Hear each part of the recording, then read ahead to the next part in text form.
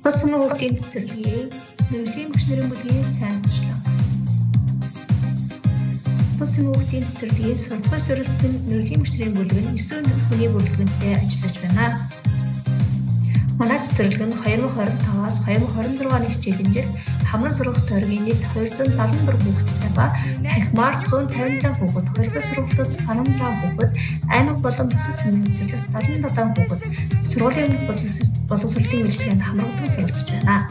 Танхимаар бага бүлэгт 29, дунд бүлэгт 40, ахлах бүлэгт 32, бэлтгэл бүлэгт 56 хүүхэд суралцж байна.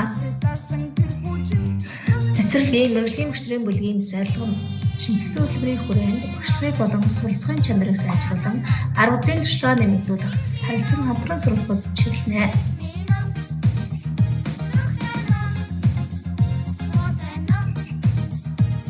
Хичээлийн жилийн эхэнд гарааны үнэлгээ болон хүүхдийн авиацийн дуудлагын судалгааг гаргаснаар хүүхдийн ярих чадварыг сайжруулах, хэл яриаг хөгжүүлэх төлөвлөгөө боловсруулан ажилласан.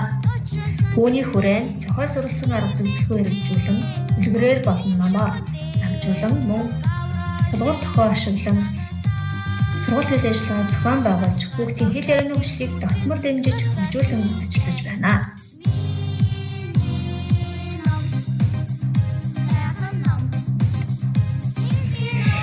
Хүүхдийн хэл ярианы хөгжлийг дэмжих орчин бүрдүүлэх зорилгоор Хөдөлмөрийн бүлгийн дунд хэл яриа, номын булан байгуулах уралдааныг зарлан сургалтын хэрэглэгчдийн баяжлалыг хийж ажилласан.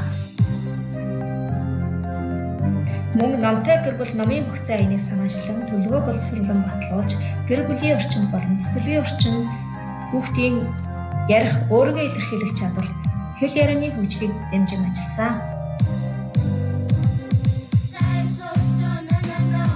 Зөвлөсөн арга зүйг хэрэгжүүлснээр хүүхдийн хэл ярианы хөгжлийг дэмжиж хэрэгжүүлэхээс гадна хүүхдийг бүтээлчээр сэтгэх, зурах, урлах, бүтээх чадвар өгдөг энэ үлгэрээр дамжуулан бүр тавирах, өөрийгөө илэрхийлэх зэрэг танин мэдхийн чадваруудыг давхар хөгжүүлэн ажиллаж байна.